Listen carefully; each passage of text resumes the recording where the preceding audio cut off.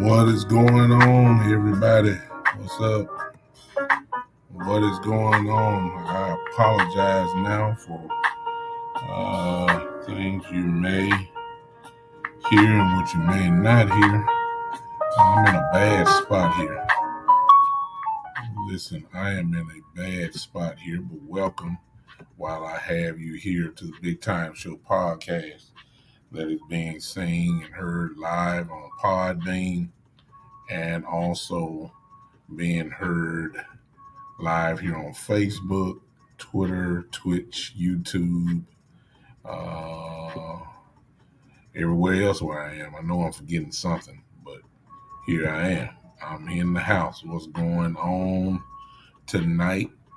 I know I said I was coming on at 7 o'clock, but I'm going to come on now because, to be honest with you, I'm trying to get in front of the TV so I can watch my Michigan Wolverines play tonight as we try to win the Big Ten championship and, of course, cement our spot in the Final Four, which gives us a shot at a national championship this year. So I am excited tonight to get here and talk to you guys about Thursday. Don't have a whole lot to tell you about because the more I start talking about it, the more I'm going to get ticked off. Listen, for those that are here, I hope that you will share. A few of you that are here so far, I hope that you will share the podcast on this evening. Whoever is here, thank you for popping in on me, and let's talk about what we saw on Thursday night. Everybody knows what happened. We won. That's really the bottom line. We won. There's nothing else to talk about. We won. Now, I don't care who was there. I don't care who didn't play.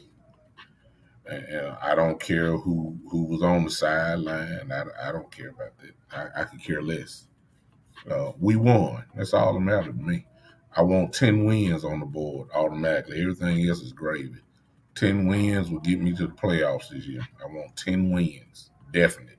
And everything else is gravy. That's all I want. I guess I could start off talking to these haters that are showing up in here.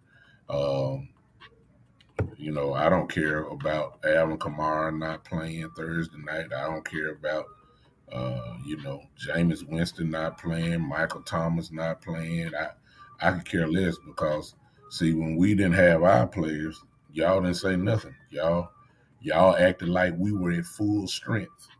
Yeah.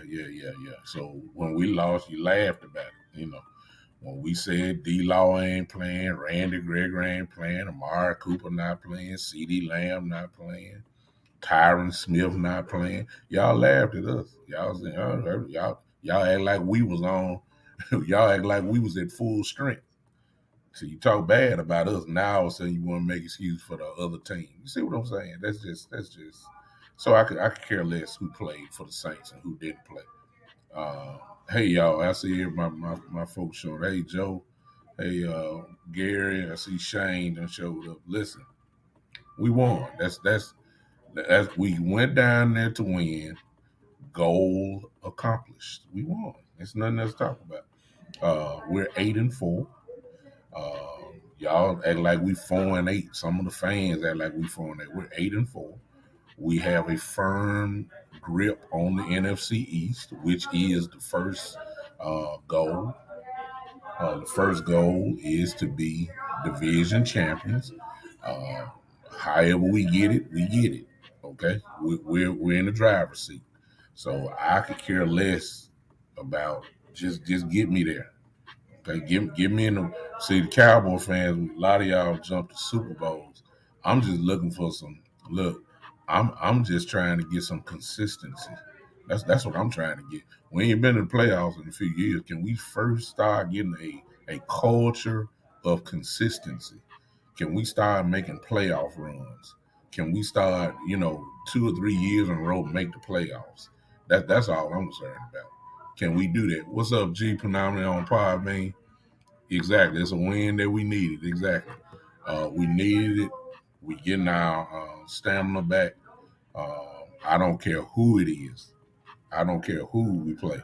I don't care who's not there. They ain't care about us. I don't care. Just win the ball game. We did it, and we did it pretty good as far as I'm concerned.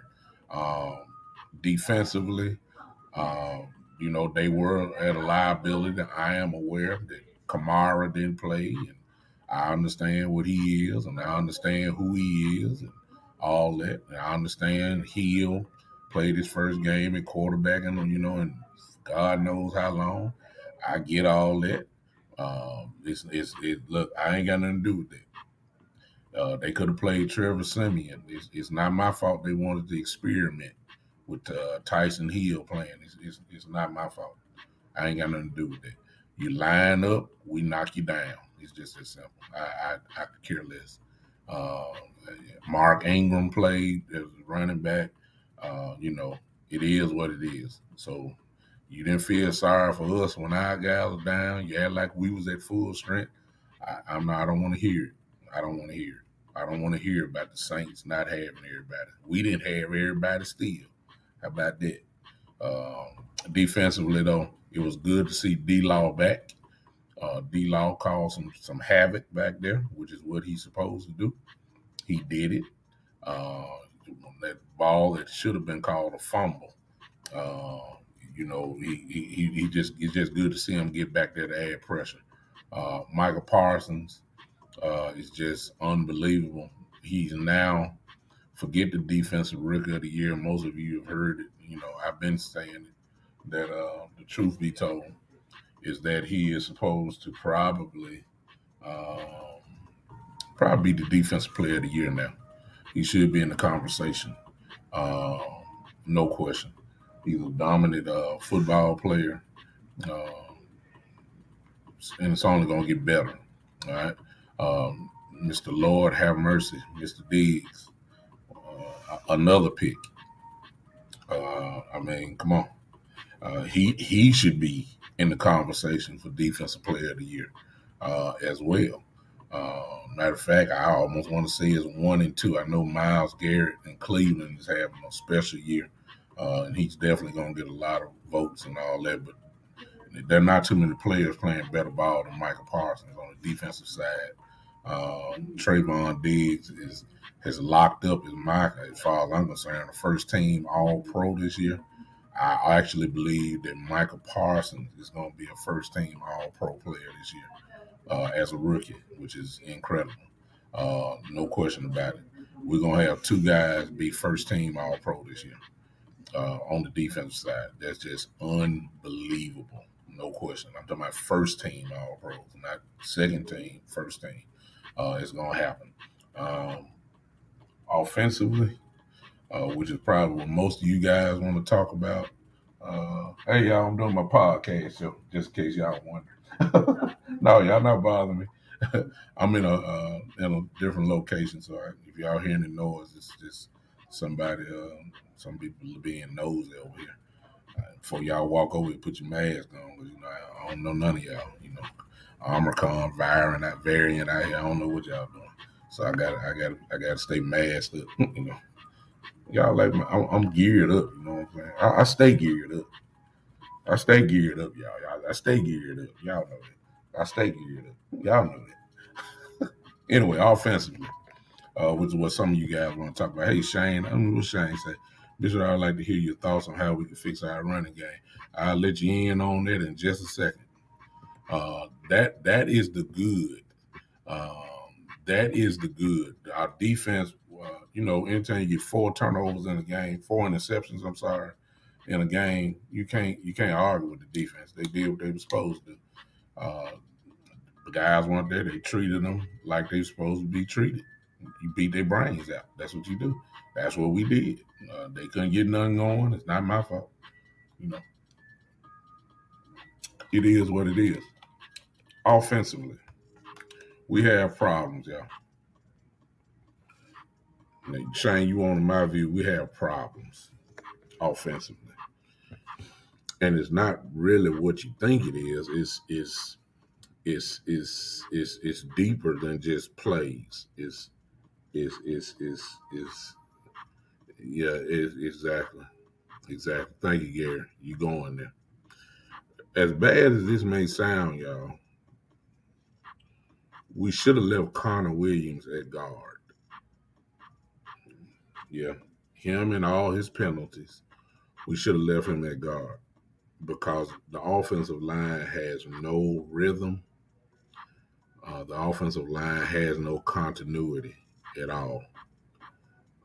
Nothing since McGovern got put over there. And remember, I was one of the ones that said, please put Connor McGovern in.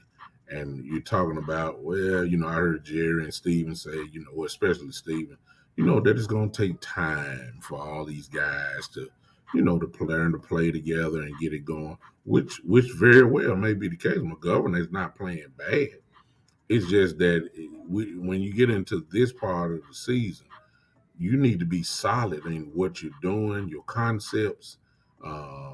You need to be solid in your thinking. You don't need to be experimenting at all during this time. It's no, I mean, if you're trying to find something it's too late in the game to be doing it. But the Cowboys have done that. So I believe what they're going to do is stick with it. And I'll say this, I think they will be better, but it does take time for it to happen. Is it going to be detrimental to our team? I really don't think so, to be honest with you, because I think that we can run off these last 4 or 5 games maybe without losing one, with the exception of maybe, and that just depends on who's playing, the Arizona Cardinals. Everybody talking about Washington going to beat us next week in Washington. I don't know that.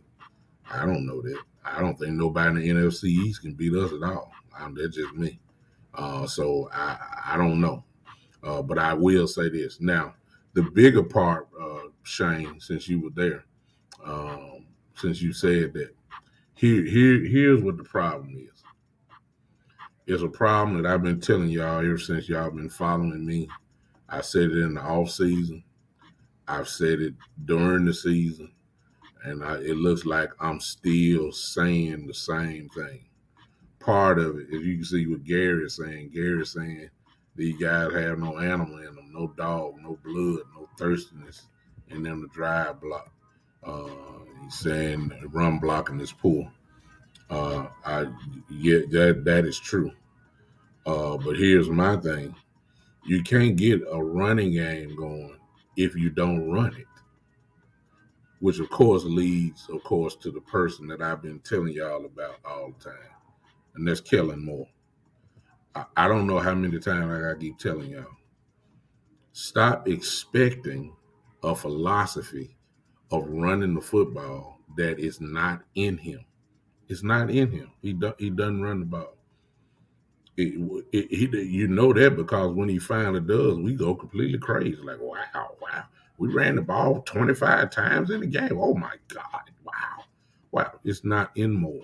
I don't know how much more evidence do we need to see. I see, y'all expecting for him to run the ball. I already know what he is. He throws the football. He believes that the strength of this team is the wide receiving core. He does. And Dak Prescott. That's I don't know how much you need to, how much you want to see. It's Kellen Moore. Everybody wants us to run the ball, but if you ain't calling it, Gary says, is it Kellen Moore or is it Dak changing the play at the line? It's both of them. Because we all know, and we found out earlier, that Dak has complete power to change plays. All I know is the bottom line. They passing a whole lot more than they run. So you can put the blame on it's one of the two. And it's probably a combination of well, definitely a combination of both. Kellen Moore is a problem. He is. He likes to throw the football. Sometimes it works for us. A lot of time it does, but when you really need to do something, run the ball, take time out of the clock, he'll call a pass play. Y'all saw that Thursday. We trying to milk the clock. He trying to still throw the ball. And number 3 minutes left. I mean, less than 4 minutes. What you throwing for? Three straight passes. Excuse me, two straight passes. Give me a break. It is that. So it's Kellen Moore. Another one, which is really what I want to talk about for these next 4 to 5 minutes, is not only Kellen Moore, it's our organization is the problem. This is the ugly part of what I said. It's our organization is the problem.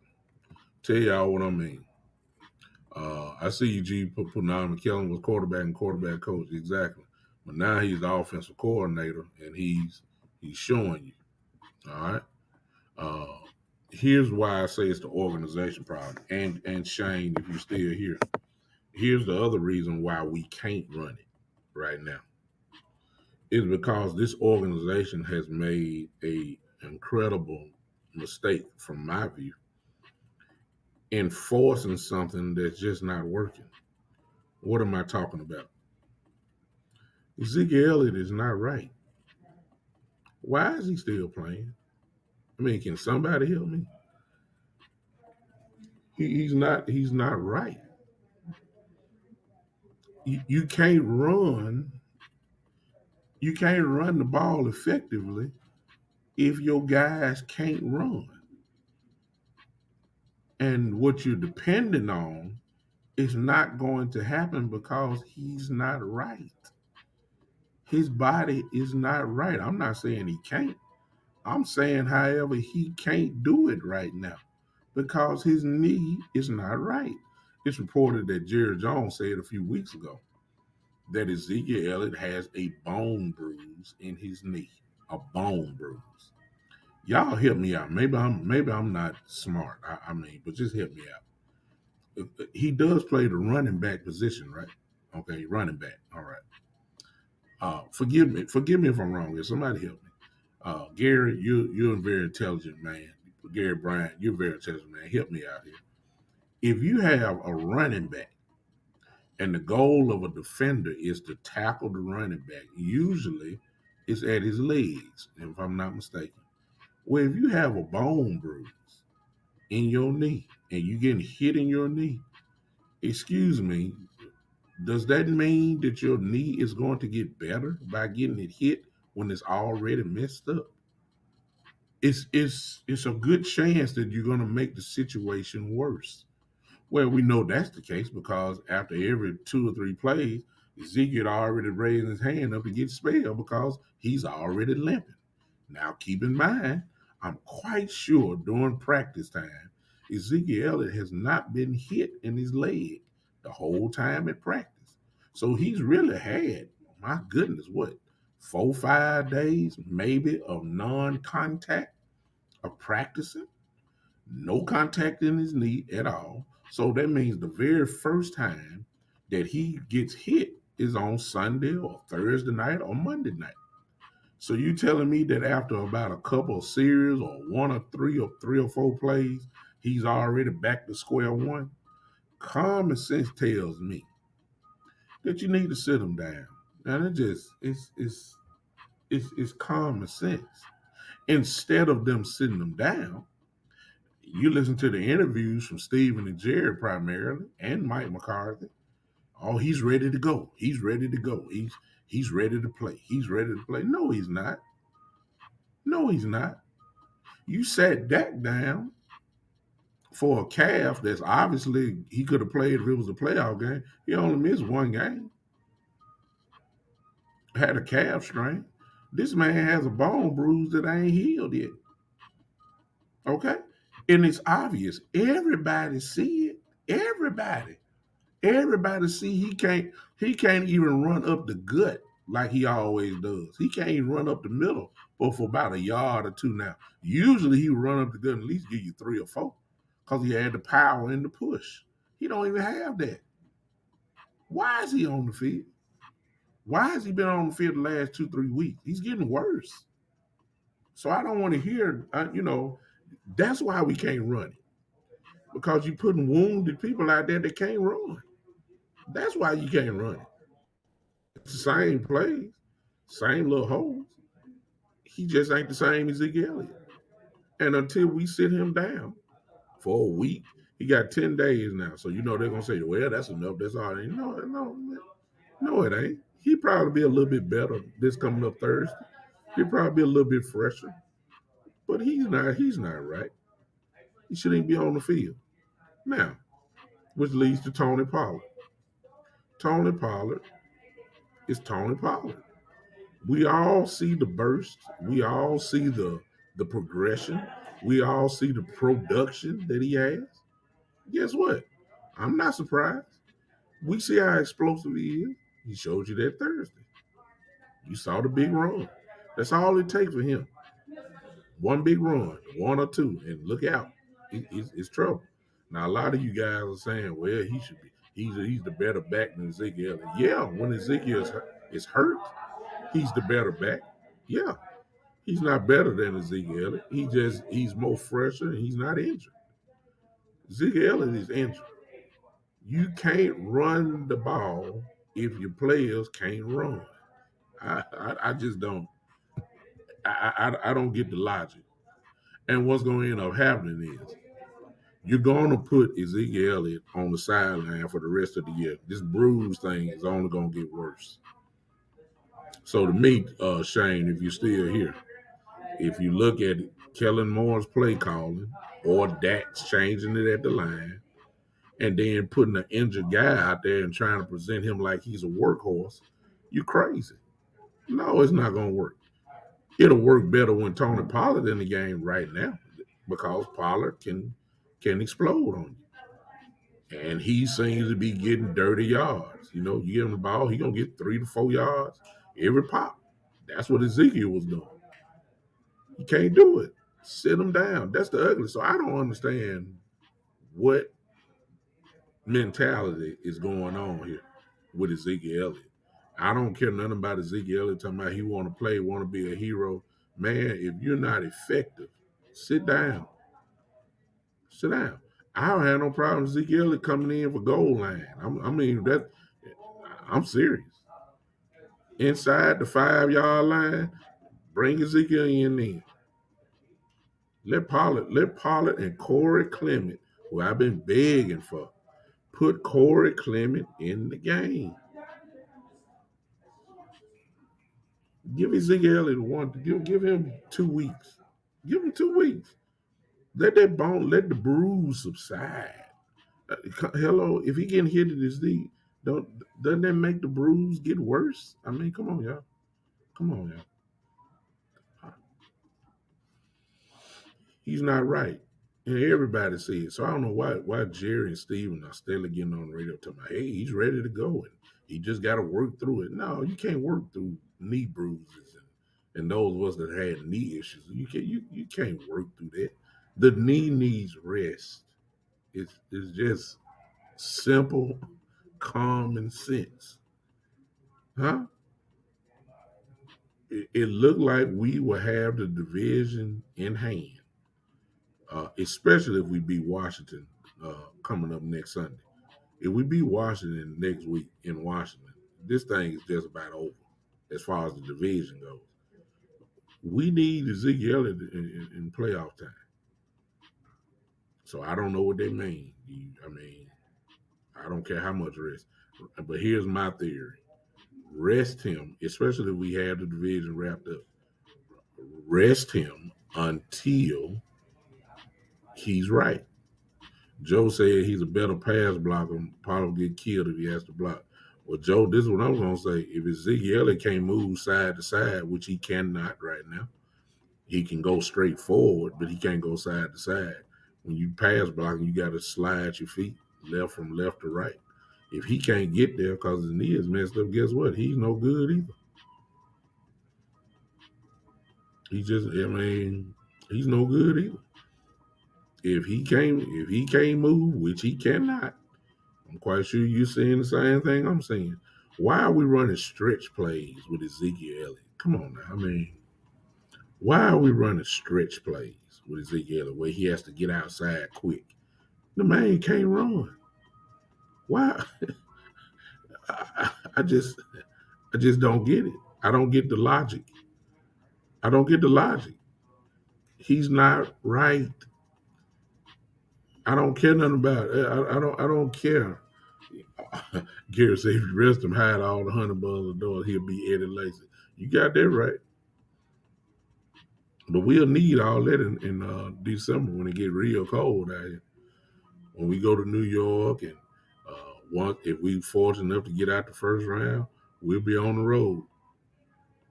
And that might very well mean a trip to Green Bay. You want to be 240 to run. Take some time out of the clock, keep it from Aaron Rodgers. You might want that. I like the ugly part. So to answer your question, we got to start calling spade a spade. He's not right. He shouldn't be in the game. And Pollard at this point should be getting the ball more than Ezekiel Elliott. It shouldn't even be close. Tony Pollard is healthy. Ezekiel Elliott is not. Put the running back in that's going to be the most productive at this point. Everybody talking about, well, we ran the ball well early. Yeah, because Ezekiel Elliott wasn't hurt. Yeah, he wasn't hurt. The leg hadn't been worn down yet. The knee hadn't been worn down. So, yeah, he looks good. He don't look good now. It's not even close. The man is wounded. He's a walking one-legged man. And they throwing him out there like he Earl Campbell or somebody. You know what I'm saying? Like he Derrick Henry. Give me a break, man. Sit him down. That's all I got to say. Now, we are going to get much better. This team is slowly but surely is about to turn into a defensive team. Why am I saying that? Because our dreams, it looks like, is about to come true. D-Law, Randy Gregory, Gallimore, Parsons, all on the same field at the same time. Please understand, this defense is about to get ignorant. It's about to get crazy. There's some quarterbacks for to go down. You can't guard all this. So I'm excited about what the defense is getting ready to do. They're going to be, their rankings are about to start going up. We just saw a glimpse of it Thursday night. Washington is going to be in trouble. I'm already on record. Washington is going to be in trouble. Mr. Heineke, he's going to get hit violently. It's going to happen. So it's okay. Shane said this is what is frustrating. We went 6-1 in games, and it looked like to me they went away from what was working. To me, they have lost confidence on the offensive side of the ball. Well, what was working, Shane, of course, we were running the ball. So who's to blame for that? It's not the offensive line. The offensive line back then was getting let's look at it. They were running, most teams were running a two-share high safety look against us. In other words, two safeties in the back.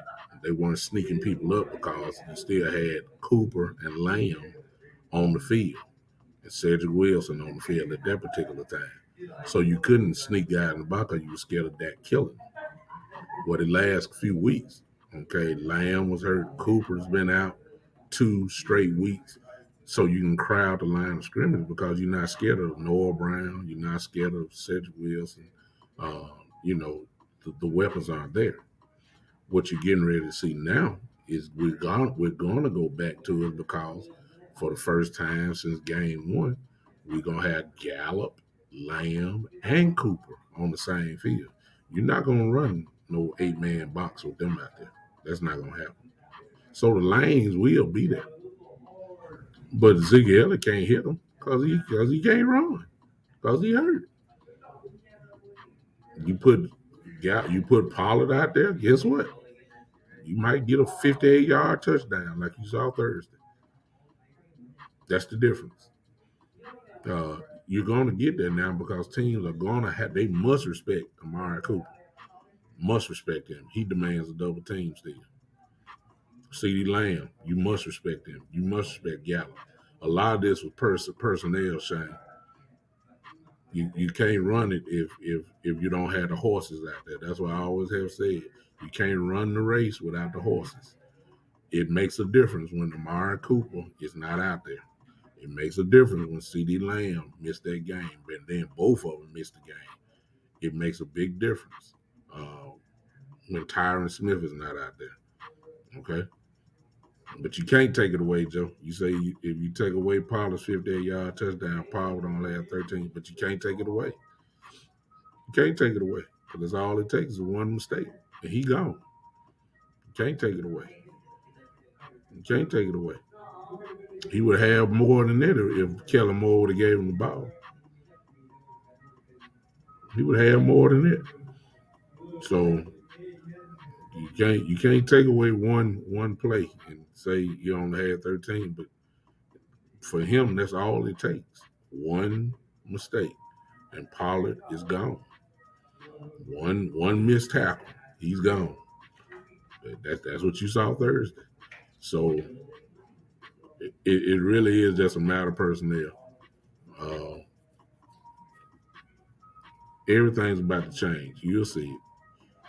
I'm still waiting for my dream, though. My real dream is to run to make sure that they don't sneak up.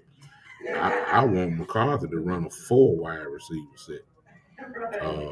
Cedric is not playing. I don't care who it is. Noah Brown, Turner, whoever it is. I want 4 of them out there. I guarantee you it would not. It's kind of like what you're seeing now with the Georgia-Alabama game. Did y'all see what Alabama's strategy was? You know, everybody said Georgia had the greatest defense of all time. You know what Alabama did? All they did was spread them out. That's all they did. They didn't even try to really run the ball. Alabama just spread them out, and they totally annihilated them. Same thing the Cowboys can do. Spread them out. You won't have the 8-man box. I want to see the 4 wide receiver set on a consistent basis. And then have one running back there, and it's just going to be a box there that's very light. And you might get what you want. But see, we're such a dead giveaway when we're running, you can't stack the box. Anytime you see 2 tight ends in the game, or 2, everybody down there, everybody knows we're running. I mean, get some ingenuity and you get some creativity in your stuff. Our formations tell us what we're gonna do. It's guaranteed. But that's Kellen Moore. That's Kellen Moore. So I think we're about to crank this thing back up. We don't want Jarwin back up, Shane. Jarwin's not a factor. He's another weapon. I'll give you that. Dalton Schultz had a good year, as I knew he would. Dalton Schultz is having a pretty good year. That's what we're looking for. Wait for Gallup. Exactly. Punami says, G. Poohman says the wait for Gallup was worth it on Podbean. Definitely. Gallup has come back and looks like the Michael Gallup that we knew. That's only going to help us later on. Gary says, I want Zeke and Pollard in the backfield, Dak in the gun with Gallup, Amari, and CD, or put Pollard in the slot or CD slide. I mean, that's what I'm saying. I mean, who can guard that? Who can guard that?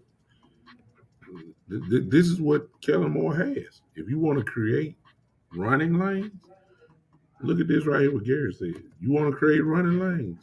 Put that in there. Put that on the field. What y'all see right there. Zeke, Pollard in the backfield, Dak in the gun, Gallup, Amari, and CD, or put Pollard in the slot on CD side. That's your 4 wide receiver set right there. Who can guard that? Nobody. Nobody. This is what Kellen Moore can do. It will create a it will create running lanes for days because you have to line up over that. You got to put whoever you're gonna put there safeties against receivers, and you got to line up. You spread them out. Guess what? You put the shotgun there, run dive. The hole gonna be there. I'm just saying, man. I don't get it. So all this is available. Uh, that's my dream to see the 4 wide receiver set. The 3 wide receiver set is good too. You have to respect it. But lining up in the 2 wide receiver set with 2 tight ends, that's a dead giveaway. We getting ready to run the ball. So uh, it's Kellen Moore and Dak, because Dak changes plays. It's both of them are the reason why. And of course, from what Gary said earlier, our offensive line is getting no push at all. And the reason why a lot of that is because the box is there, and it's an obvious run, and they're not blocking as of right now. You got to keep in mind when we were really running earlier. Most of that was in the 2 shell high safety look. I said that earlier. Most of that was in the 2 shell high safety look because they were scared of the receivers. We need to put the fear back into the receivers. Dak has not been incredibly accurate the last few games. He has not. Um, I don't know what's that all about. A lot of people saying he's calf. There ain't nothing wrong with that calf. Nothing. He's just a little inaccurate. Uh, he's still getting the job done, but he's not on fire like he was before. But I think we'll get it back. So I think we're in good shape, y'all. That win was big for us, confidence wise. For me, I'm trying to get to 10 wins because 10 wins usually mean you getting a trip to the playoffs. 10 wins. Now, if that means that the division is wrapped up in that also, I'll take it. Okay. All I want is the NFC since it's right in front of my face. The first goal is to win the NFC East. Yeah, that's the first goal. However you get there, whatever record you have, win your division. It guarantees you a trip to the playoffs. It guarantees you a home playoff game. That's what winning the division does for you. We need to win the division. We'll start talking about everything else after that. As for now, we're trying to close the door on the NFC East. It's not our fault.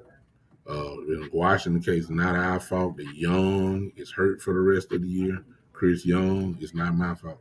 It's not my fault that Landon Collins is hurt for Washington. It's not my fault. I ain't got nothing to do with that. It's not my fault. Some folks want Ryan Fitzpatrick. It's not my fault that Ryan Fitzpatrick is hurt and Hennick is playing. I could care less. It's not my fault that J.D. McKissick seems to be hurt. It's not my fault about Washington. Whoever line up, that's what time it is. It's not our fault that we won a lot of our games with a lot of our guys out. So, ladies and gentlemen, our guys are coming back in. I expect wins. You should have got us when we were down. You should have beat us when we were missing all these folks. Now all these folks coming back, it's really getting nasty. I'm just telling y'all. I already see what's going to happen. I'm not even worried about it. I see this defense going completely skyrocketing. It's going to happen because we finna get a whole bunch of sacks now. Pressure is going to be crazy. Diggs will break the record this year for at least the Cowboy record, Everson Walls, with 11 interceptions. He's going to break it because the ball going to have to be thrown quick. He's going to jump on it. Huh? Gary says, and let's keep it real, the defensive line, really, other than Parsons and occasional Tank and Walker, no penetration up the middle. We have to push the pocket. All that's going to go down now, Gary. Mr. Gallimore coming back. I'm just saying. Look. Can you imagine? Because we ain't seen it.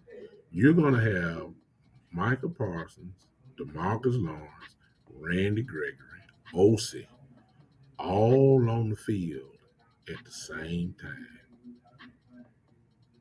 We ain't saying it all yet. Do y'all understand what that means? Oh, let's not forget, Tristan Hill has been playing pretty good too. Tristan Hill will be back next week. So, look, Tristan Hill is coming back next week. The game against Washington. Gallimore is coming back next week, according to what they say. He'll be ready for Washington. Gregory is coming back. So you're going to tell me Hill and Gallimore are finally going to be on the field together? Up the middle? Oh, okay. Gregory on one side, D-Law on the other side, and Parsons could line up beside one of them, or he could rush the middle. Man, come on, man. This thing finna get crazy, man. I ain't talking about Basham and Armstrong when he comes back. Come on, man. This thing finna get crazy. Full confidence. And I believe the offense is gonna be fine if we sit Ezekiel down. Let him heal up. I believe Pollard can do the job. I believe Corey Clement can do the job. They just have to make a decision and stop lying, talking about Ezekiel is fine. He's fine. No, he's not. He's not fine. Give me a break, y'all. Please stop insulting my intelligence. Please stop insulting my intelligence. I can't stand it. All right, listen, I gotta go, y'all, because my Michigan Wolverines are getting ready to handle business and cement our spot in the college football championship. I've been waiting for this for a pretty good while, so I'm getting ready to enjoy it. We need to beat Iowa and handle our business. All right, Coach. Thank you, Coach Breed Love. Thanks for hanging with me. Joe from Italy, appreciate you. I always appreciate you, Joe, for popping in on me. My brother Gary Bryant, thank you. Shane, appreciate you. And whoever else is watching here, who's peeping in. Gary, if you're still here. My brother Gary Atkinson, if you're still here, I appreciate you. I believe that's it, and all others that are watching. Appreciate all of you guys hanging with me. I will see you guys Tuesday, maybe. Got a lot of stuff going on, y'all, so I'm sneaking these little shows in. I'm sorry I haven't been talking. I got a lot of stuff going on right now personally. Trying to sneak it in. I'll try my best to get to you on Tuesday. What's up, Nuke? I see you, man. What's up, Howard? Yeah, I'm trying. I'm headed back up now to go check it out now. But listen, y'all have a great night. Hey, if you go to church tomorrow, if you can, whether it's in person or virtually, wherever, go to church tomorrow. Find some pastor that teach you the word of God, and it'll be all right. Until then, ladies and gentlemen, let's go Cowboys. Hey, look, it's a home stretch now. Ain't nothing else to talk about. Washington is on the clock. They're next. And y'all know how we feel about Washington. Look, we don't care where they playing, where we playing them at. Whether in Dallas or Washington, we don't care. Look, rivalry. Go beat their brains out. It's just that simple. I don't care nothing about Washington. I don't care if they were 15-0. I don't care. Beat their brains out. Hit Henneke. That's all. Look. Get your rest. You got 10. It's less than 10 days now. Get your rest. Let's go. Washington. We're gonna start talking about Washington Tuesday. All right. All right. I'll holler at y'all. This is, ladies and gentlemen, go Michigan, go blue. Yes, sir. This is the big time show.